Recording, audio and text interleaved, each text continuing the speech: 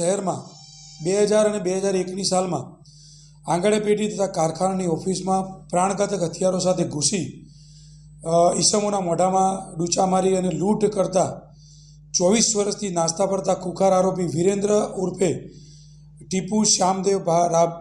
રાજભર ભારદ્વાજ મૂળ રહે ઉત્તર પ્રદેશને અડાલજ સ્ટાર બજાર પાસેથી ક્રાઇમ બ્રાન્ચને પકડવામાં સફળતા મળેલ છે।